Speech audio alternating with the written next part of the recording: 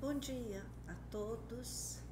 Estamos mais uma vez aqui na Escola Jesus Cristo virtualmente e saímos de umas celebrações do Natal. Aqui na nossa escola só falamos de Jesus nesse mês de dezembro. E vamos continuar a falar de Jesus, porque é sempre pouco.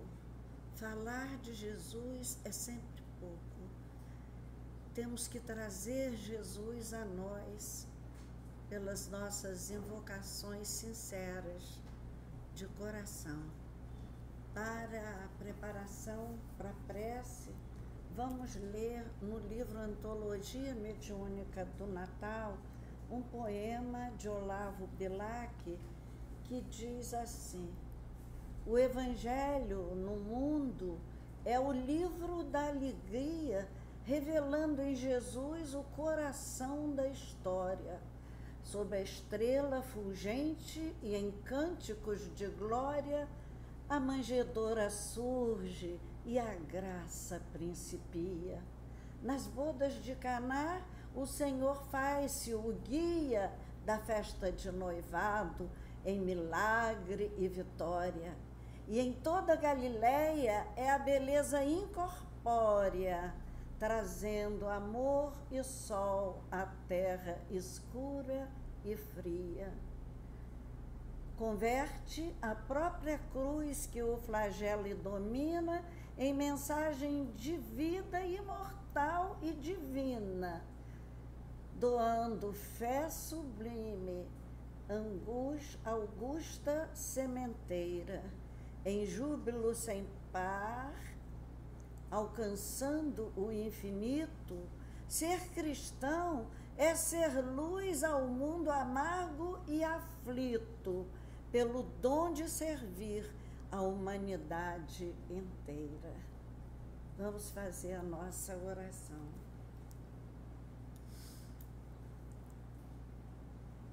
Senhor Jesus, após as celebrações do seu Natal entre os homens,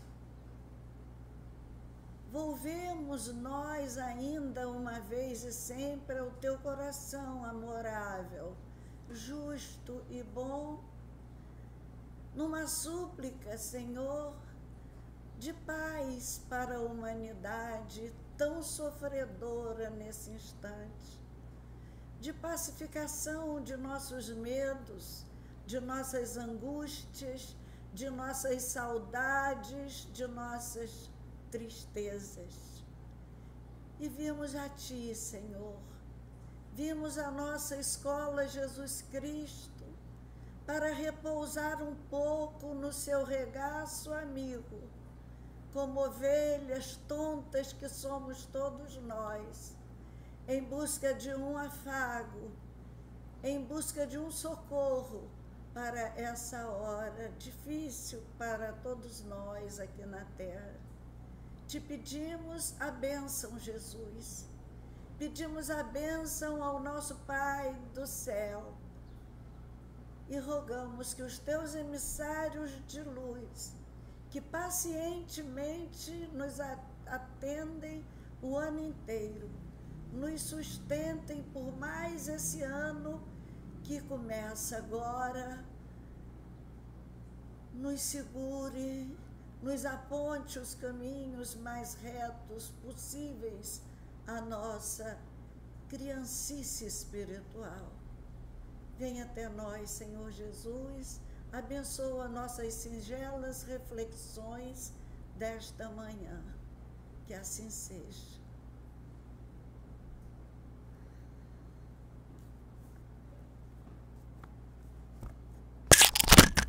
Eu derrubei. Então, queremos recordar hoje aqui na nossa casa, muito à vontade, essa passagem de uma época para outra. Diz Emmanuel que que a vinda de Jesus à Terra marca a maioridade espiritual do planeta. E 2000 anos e tantos depois que Jesus se foi, e nós não estamos ainda investidos da consciência maior do que é ser cristão. Ainda não entendemos no nosso coração, ainda não guardamos na memória de nossos corações a importância da vinda de Jesus à Terra. E não fora por essa pandemia, poucos estariam celebrando o Natal. A maioria sempre festejou o Natal, com muita bebida, muita comida, muitos acidentes pelas estradas, muitas dores também em muitas almas. Mas com essa pandemia parece que nós estamos caindo na real. Parece que a ficha está caindo do que é o movimento cristão e do que representou para nós a vinda do Filho de Deus à Terra. Houve toda uma preparação no mundo espiritual para a vinda de Jesus à Terra. O advento do cristianismo mobilizou muitos espíritos iluminados que se acercaram da Terra até milênios antes da vinda do Mestre. Então, houve uma preparação da Terra como mundo físico, houve uma preparação toda social, até conflituosas umas, mas houve da parte de Deus um zelo, um cuidado muito grande para que todos falassem, ouvissem falassem do seu Filho. O ambiente em que o cristianismo nasce é fruto dessa preparação divina da terra para acolhê-lo. Nasceu na plenitude do Império Romano, com seus 100 milhões de habitantes. Os limites territoriais se estendiam em derredor do mar Mediterrâneo. Parece que o mundo da época girava em torno do mar Mediterrâneo. E o mar Mediterrâneo era um mar do Atlântico Oriental, que é compreendido entre a Europa meridional, ou seja, Portugal, Espanha, Itália, Grécia, Turquia, e a África setentrional do norte, Marrocos, Tunísia, Argélia, Líbia, etc. Então, esse mar tinha aproximadamente 2,5 milhões de quilômetros quadrados. Mar imenso. É o maior mar interior continental do mundo. E sempre foi uma zona privilegiada de contatos culturais, de intensas relações comerciais e também intensos conflitos por causa disso mesmo. Então, ao redor do mar Mediterrâneo, floresceram e desapareceram grandes civilizações. Civilização dos egípcios, dos cananeus, dos fenícios, dos gregos, dos cartaginenses e a época dos romanos. E ainda hoje, há ali 24 países e 3 continentes circundando o mar Mediterrâneo. Então, a escolha do lugar com algum progresso para que os homens tivessem a mente um pouco mais aclarada, a fim de recolher as lições que Jesus vinha trazer à humanidade. E esses elementos formaram, então, a civilização do Império Romano. A conquista romana faz o seu trabalho de derrubar obstáculos entre o Oriente e o Ocidente. Então, todo império civilizado estava sujeito ao Império Romano. Os governadores eram até nativos das suas províncias e eram nomeados pelo governo central. E a junção dos povos também foi muito importante para que as lições de Jesus beneficiassem a todos, que as notícias de Jesus pudessem correr por todos esses lugares que era o mundo civilizado da época. Então, nos primeiros anos de governo do Império Romano, ele era sólido, era bem organizado, cedia às províncias certas liberdades para evitar rebeliões, lógico. Então, o Império Romano agregou os povos. A primeira, não a primeira resolução, mas foi a grande percepção do alto para que o evangelho se espalhasse pelo mundo. E houve então a mistura das raças. Sabe-se que os latinos da Itália e do norte da África tinham privilégios. A língua oficial era a língua latina. Os soldados eram obrigados a falarem a língua latina. Os gregos entraram também nesse pacote todo com os seus conhecimentos, com a sua facilidade de comunicação, são muito alegres, são muito comunicativos, e eles estavam espalhados por toda parte. E eis aí mais um cuidado de Deus, a mistura das raças.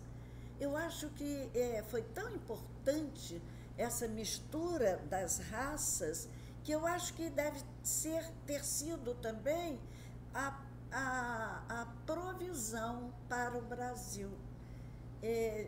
Deus, quando Cristo elegeu o Brasil, pátria do Evangelho, logo contou com essa mistura das raças, para que houvesse um pouco mais de compreensão entre os homens, uma fraternidade que nós estamos ainda conquistando, né? Nesse âmbito interracial. E os judeus entraram também muito bem, porque a maioria era a maioria da população palestina e formavam um grupo de comerciantes que intensificaram o comércio por toda parte.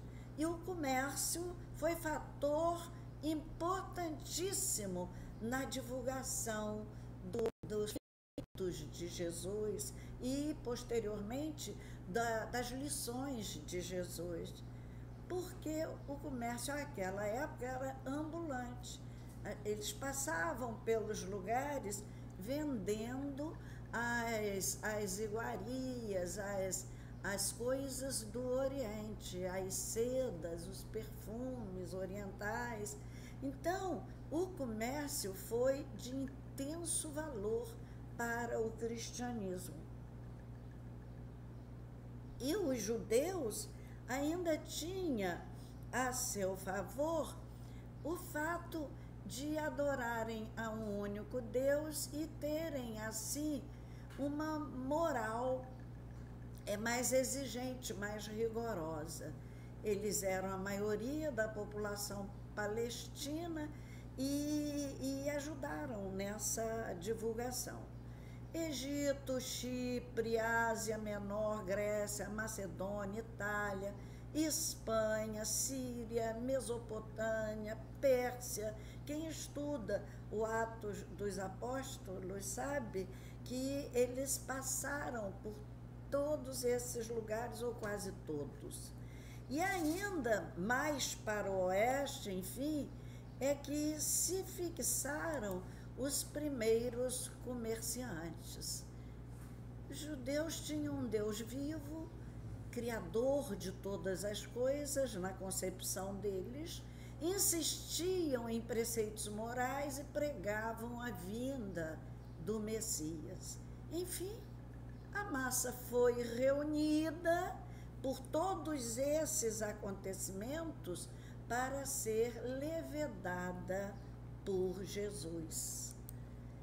E a vinda de Jesus é o evento central da nossa história de humanidade. Jesus não é apenas o centro de toda a história, é a pedra angular, o fecho do arco do universo, como diz Moisés. Todas as coisas foram feitas por ele, e sem ele nada do que foi feito se fez, relata o evangelista João. Então, e a gente pode também conferir isso no livro A Caminho da Luz, de Emmanuel, todo esse processo de elaboração desse planeta e, mais tarde, a vinda do próprio Cristo entre nós para as lições necessárias aos avanços que nós estamos fazendo nesse momento. Então, foi criado em Jesus todas as coisas que nós conhecemos. Então, desde que ele é a figura central, né, da nossa história, e sua vinda à Terra é o maior evento da história, é o divisor de águas entre uma época e outra época, entre a primeira revelação e a segunda revelação, que é a dele. Então, a sua vinda à Terra é esse marco para a humanidade. Por isso, a gente tem que considerar que houve uma preparação muito grande para a sua chegada ao mundo, para o conhecimento das lições que o seu Evangelho veio nos trazer. Santo Agostinho, algum tempo depois, muito tempo depois, declarou: o Novo Testamento está escondido no Evangelho, assim como o Velho está revelado no Novo. Um e outro é uma coisa, é a continuação. O Velho Testamento foi todo revelado no Novo Testamento. Então, do mundo espiritual, a preparação do mundo físico, a gente viu em linhas rapidíssimas, gerais, numa síntese bem modesta, mas houve também uma preparação do mundo espiritual para a vinda de Jesus. E um anjo, né, chamado o arcanjo Gabriel, é uma figura exponencial dentro do cristianismo. Ele avisou lá ao profeta Daniel, muito tempo antes, uns 4.000 anos antes, ele já avisava da vinda de Jesus, até na Gênesis já estava lá anunciado a vinda de Jesus. E ele agiu por milênios preparando esse caminho. E houve uma insistência enorme do plano espiritual em anunciar a vinda do Messias e mostrando todos os sinais que indicariam que o Messias estaria ali. Os salmos de Davi, que são uma inspiração crística, o próprio Cristo repete esses salmos durante sua trajetória na Terra. Então, nos salmos, nós vamos ver, no Salmo 72, 10, os reis de Tarsis, que era uma cidade portuária da Europa, e das ilhas trarão presentes. Os reis de Sabá, lá na Ásia, e de Seba, na África, oferecerão dons. Então, já nessa época, já se anunciava os três reis magos, como símbolo de toda a terra conhecida naquela época, 3 continentes, Europa, Ásia e África. A América ainda não existia organizadamente. Então, isso foi uma preocupação e foi um anúncio de que esse evangelho estaria espalhado em todos os continentes. Toda essa preparação para receber Jesus, sobre o lugar onde Jesus ia nascer. E tu, Belém, terra de Judá, de modo nenhum serás a menor entre as capitais de Judá, porque de ti sairá o guia que há de apacentar o meu povo de Israel. Então, o povo de Israel seria apacentado por Jesus. Mas uma profecia, as profecias que mais nos chamam a atenção são as profecias de Isaías. Foi o mais completo dos profetas por dar a descrição da história, da missão, dos títulos, das características dos Messias. Foi considerado, então, o profeta da Boa Nova e deu uma dimensão espiritual à presença de Jesus aqui na terra, quando ele profetizava dizendo assim: e as nações caminharão à tua luz, e os reis ao resplendor que te nasceu. Está em Isaías 63. Então, ele dizia do que seria Jesus para a humanidade inteira, era a luz. Jesus seria a luz para a humanidade. Ou ele dizia assim: nunca mais se porá o teu sol, nem a tua lua minguará. O Senhor será a tua luz perpétua, e os dias de teu luto findarão. Isaías 60, 20. Por que o luto findaria? Porque na medida que nós conhecêssemos o Evangelho, as nossas atrocidades que causava tanta dor nos nossos semelhantes iam arrefecer, íamos ficando mais humanos, e assim as dores sairiam desse planeta. É essa revolução dessa hora, né? Porque o Evangelho é luz, o Evangelho é alegria, o Evangelho é, acima de tudo, libertação.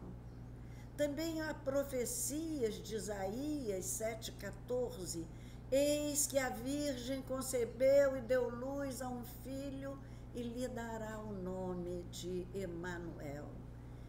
Era uma profecia sobre a mãe de Jesus. Estava lá Isaías já discerrando o caminho do futuro, e falava da mãe, e falava de quem era Jesus, e falava do lugar que Jesus nasceria, da data também nós temos em Daniel, dentro de 70 semanas de anos, 490 anos depois da queda de Jerusalém.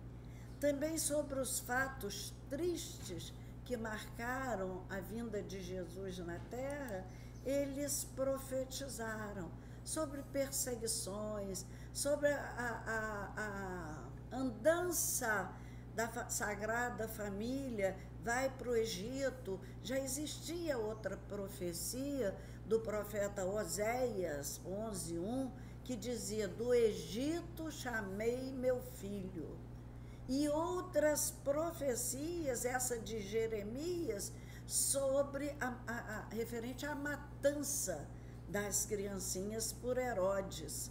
E de Jeremias: ouviu-se um clamor em Ramá, lamentação e choro amargo. Raquel chora a seus filhos e não se deixa consolar por eles, porque já não existem. A dor da mãe que perde um filho, presente aí no nome bem judaico de Raquel, chora seus filhos. E a missão do Messias também estava prevista no livro de Isaías 53:4. Tomou sobre si as nossas enfermidades e levou as nossas doenças. Claro que sempre que se lê o Evangelho, que fala em morte, não é só a morte da carne, é a morte do espírito. Nesse caso, as doenças que Jesus veio nos levar são as doenças do espírito, porque o corpo só adoece porque o espírito está doente. Jesus foi o grande consolador, consolou pelos seus exemplos diante das suas próprias dores, consolou pelas suas palavras sábias e doces, consolou pela sua presença serena junto de um sofredor, aliviando a sua alma dos seus pecados, das suas culpas, como o caso de Madalena. Ele foi o primeiro grande consolador. Por isso, na última ceia, ele fala: eu vos enviarei outro consolador, outro Espírito que nasceria para ordenar tudo isso, fazer reviver o Evangelho de Jesus nos templos simples, na simplicidade de Jesus, que escolhe uma manjedoura para nascer e que dizia que as aves dos céus têm os seus ninhos, as raposas os seus covis, mas o Filho do Homem não tem uma pedra em que reclinar a cabeça. Então, esse Cristo singelo, simples, humilde, é isso que o Espiritismo veio fazer. Veio reviver o Evangelho de Jesus, vivendo com essa simplicidade em nossas casas pequenas e simples sempre. Jesus veio nos educar, que é a transformação das nossas almas para evitar novas e mais pungentes dores na nossa vida. E o tempo vai se aproximando, as profecias lá ficaram e o tempo se aproxima da chegada de Jesus à Terra. E a gente vai ver numa profecia do último profeta, Malaquias, quando ele diz: eis que vos enviarei o profeta Elias, antes que venha o grande dia do Senhor. Malaquias 4:5. Esse foi o último dos profetas. Depois um silêncio se fez. Acho que as preparações se intensificaram. Os profetas, então, silenciaram até a chegada à terra de Elias, encarnado, dessa vez, como João Batista, que, segundo Jesus, foi o maior de todos os profetas. Profeta, naquela época, não era só os que profetizavam o futuro. Profetas eram os que pregavam, os que falavam. E Jesus considerava João Batista o maior. E disse: dos nascidos de mulher, João Batista é o maior. É o maior de todos os profetas. Eu sinto que não se dê tanta importância a São João Batista quanto ele deveria merecer.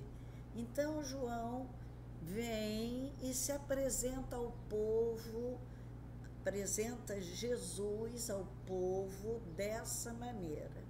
Este é aquele do qual eu disse: após mim vem o homem que tem a primazia, porque era primeiro do que eu. Ou seja, existia antes de João Batista. Isso está no Evangelho de João 1:2. Então, João Batista vem à Terra, anuncia Jesus, diz quem é Jesus, que era ele o grande, não é? Libera seus discípulos para seguir Jesus. E João Batista, por vezes eu acho ele muito pouco estudado entre nós, foi o grande preparador dos espíritos humanos para as lições de Jesus. Ele trazia em si essas virtudes fundamentais a um precursor, a um preparador de caminhos. Primeiro era o destemor. Aos fariseus e aos saduceus, ele gritava: raça de víboras, quem vos induziu a fugir da ira vindoura? Ele não tinha medo. E um desbravador não pode ter medo. Vamos trazer para a história nossa os bandeirantes que adentravam as matas em busca de ouro, de esmeraldas. Então, eles não podem ter medo. Eles tinham essa missão de desbravar, de fazer o país povoado. E, aproveitando da ambição deles, é que o Brasil cresceu para o interior. Então, os precursores são destemidos. Também João Batista foi um pregador poderosíssimo, a ponto de induzir os homens a confessarem os seus pecados publicamente à margem do Rio Jordão, onde ele jogava toda a sua energia maravilhosa, fluidificando aquela água toda, e depois fazia emergir essas pessoas naquela água, simbolizando uma nova vida. Foi também muito lúcido, tão lúcido que Jesus diz dele: ele era a lâmpada que ardia, luz, e alumiava, e vós quisestes por algum tempo alegrar-vos com a vossa luz. Então, João Batista era a lucidez pura e a humildade. Quando ele diz aos seus seguidores: eu batizo com água, mas no meio de vós está quem vós não conheceis, o qual vem após mim, e do qual eu não sou digno de desatar-lhe as correias das sandálias. A humildade com que ele se coloca para fazer com que os homens sigam a partir dali a Jesus. Diz João, no seu evangelho, no primeiro capítulo, que Jesus veio para o que era seu e os seus não o receberam.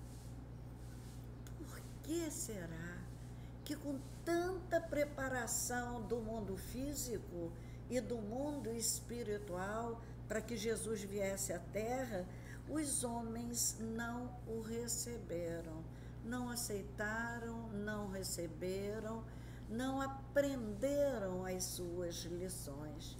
Porque, como aqui na Terra ainda hoje, nós somos cheios de expectativas, muitas das quais equivocadas, os homens daquela época também faziam expectativas dissonantes de sua missão entre nós. E quais eram essas expectativas? Eles esperavam que Jesus estabelecesse o seu trono aqui na Terra. Olha a visão da grandeza, do poder, do dinheiro, não é? Porque quem é rei, né, é rei. Então, eles esperavam um Messias poderoso, poderoso na visão da terra, que é uma visão dissonante, contrária à visão do alto. Eles esperavam também que Jesus reunisse os judeus dispersos. E era uma visão de um Messias político que expulsasse os demônios, era a visão de um Messias poderosíssimo, né, de grandes exércitos, e esperavam ainda que restaurasse o reino de Israel. Meu Deus, meu Pai, quantas vezes os nossos interesses egoísticos foram os nossos perversos inspiradores aqui na Terra. Tudo era só para eles, até porque a religião deles era uma religião tipicamente nacional. Humberto de Campos questiona esse nosso egoísmo perverso que inspira os nossos anseios, os nossos sonhos. O orgulho dos judeus e mais a ansiedade que parece retardar ou vedar os nossos olhos para os fatos que nós esperamos ansiosamente, justo quando eles acontecem, nós não os vemos passar. A ansiedade nos cega e a gente nem reconhece aqueles fatos porque nós rogamos tanto ao alto. Os judeus não reconheceram Jesus e continuaram aguardando o Messias. Então, nossos olhos, meus amigos, só fitam o chão e as ninharias que do chão se recolhe. Não temos a visão para as estrelas, mesmo que não as alcancemos, mas a nossa visão, os nossos ideais devem estar sempre no mais alto. Como também não reconheceram em João Batista o profeta Elias, eles não reconheceram. Foi preciso Jesus dizer aos seus discípulos: em verdade vos digo que Elias já veio, e não reconheceram. Antes fizeram tudo quanto quiseram com ele, ou seja, degolaram, né? Então, as dificuldades vencidas para que Jesus chegasse à Terra são muitas. Foram vencidas todas as situações aparentemente impossíveis, para que também chamasse a atenção daquele povo. A idade avançada e a esterilidade de Isabel, mãe do precursor João Batista, foi vencida. A virgindade de Maria não foi obstáculo. José vence todos esses obstáculos com a sua obediência divina, com seu silêncio e com a sua fé. O censo também, que seria um obstáculo muito grande, uma mulher grávida às vésperas de dar à luz, viajando num burrinho para Belém, para que fosse recenseada. Então, nada foi sacrifício para a Sagrada Família, ou seja, espíritos luminares que vieram à Terra nessa tarefa de trazer para nós terrenos o amor.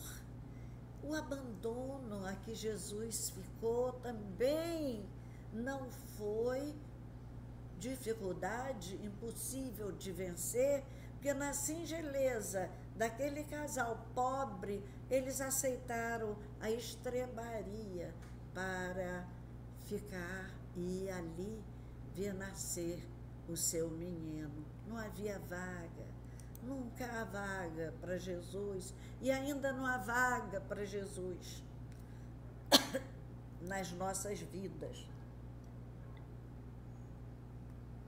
a perseguição também, aquela maldade de Herodes, também foi vencida, porque as coisas do bem sempre irritam o mal aqui na terra. Então, foi vencida, Jesus foi protegido. Houve a fuga para o Egito, quer dizer, quanto transtorno para a Sagrada Família, constante mudança de rumo. Será que suportaríamos isso? E nas nossas mudanças de rumo aqui na Terra, como nós temos agido? Temos a serenidade da Sagrada Família para efetuar essas mudanças repentinas de rumo. Ainda agora nós estamos num rumo completamente diferente do que desejávamos para esses festejos de fim de ano. Mas temos que nos adaptar a uma nova forma de vida e com serenidade, com alegria, porque Jesus nasceu. A alegria do cristão é essa, é Jesus ter nascido para nós. Então, a volta do Egito, aquele vai e vem, aí vai morar em Nazaré, foram morar em Nazaré para comprovar uma profecia que diz que ele seria chamado Nazareno. Isso está registrado por Mateus 2:22. Nazareno, naquela época, era uma expressão usada para indicar desprezo para as pessoas. Quando Natanael foi chamado a seguir Jesus, o que ele diz? De Nazaré, e de Nazaré pode sair alguma coisa boa, porque os nazarenos eram tidos como pessoas menores. Olha os preconceitos que ainda hoje não vencemos, né? Piada de gente do interior que se faz, né? Piadinhas para a gente rir da situação dos outros. Então, nasce à noite.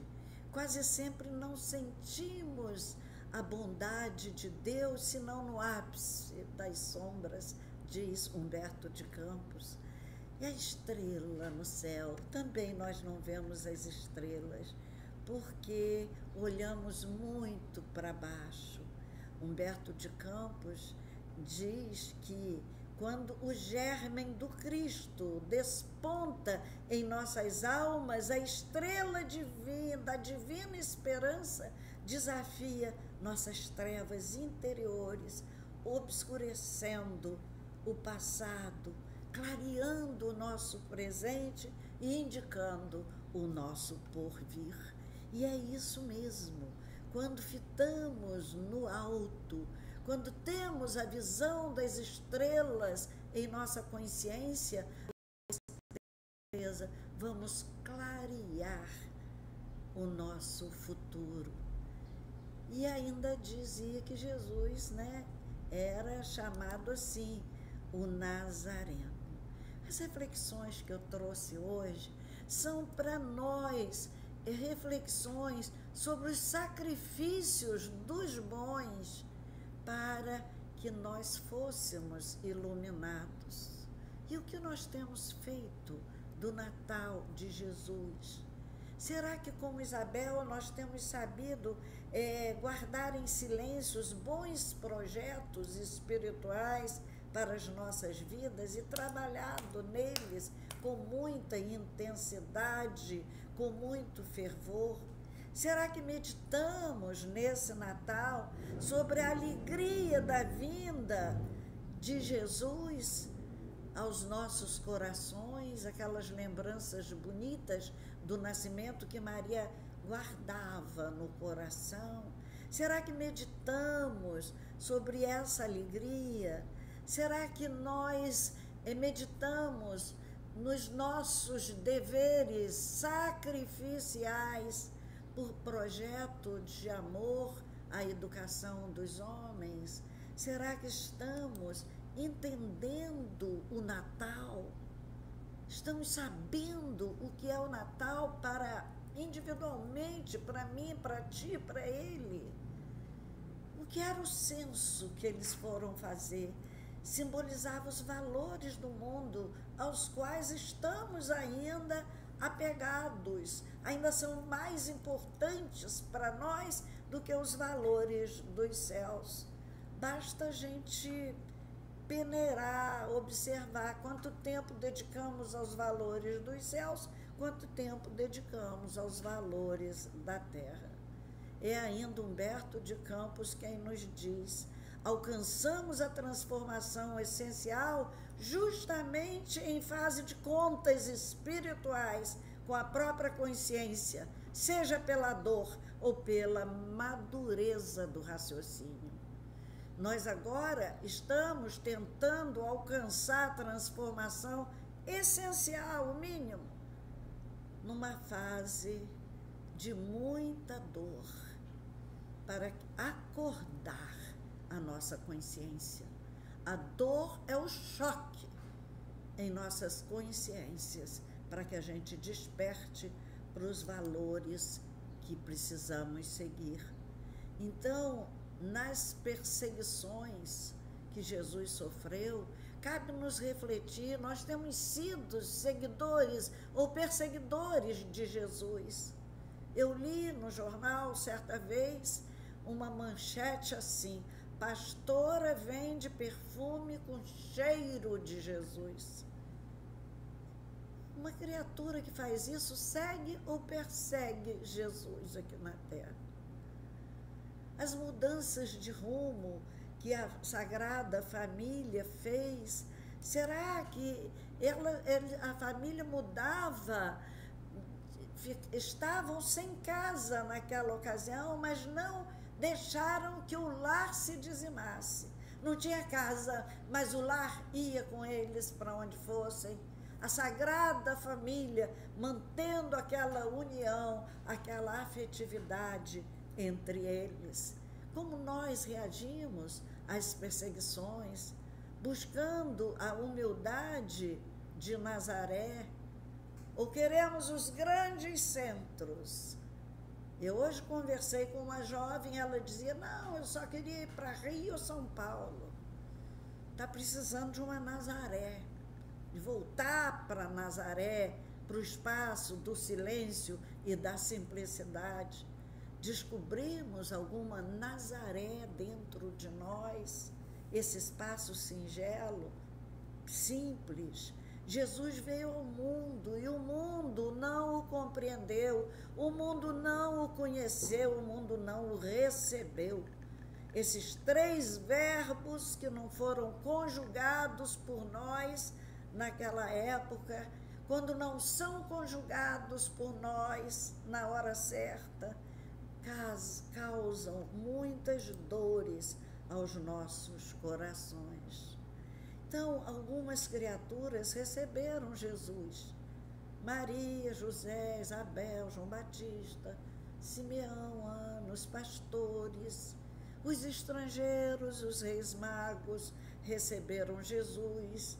Melquior tinha 70 anos e vinha de Ur, na Caldeia. Baltazar, segundo os estudos, os exegetas, tinha 40 anos, era mouro, partira da Arábia.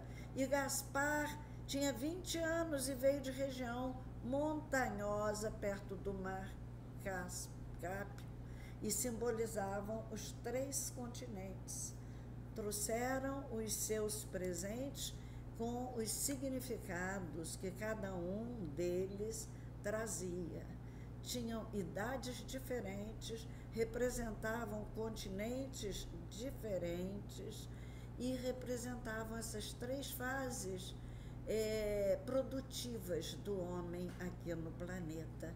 Pensemos nisso. Busque o Criador nos dias de sua mocidade, antes que venham os maus dias e passem os anos dos quais venham a dizer: não tenho neles contentamento. é o que diz na Bíblia o Eclesiastes. Então, buscar Jesus assim, nessa idade do Gaspar, com 20 anos.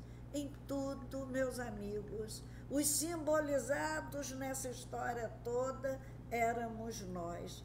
Nunca possuímos um espaço mental para a inspiração divina, diz Humberto de Campos, absorvidos de ansiedades do coração ou limitados pela ignorância. Natal é amor.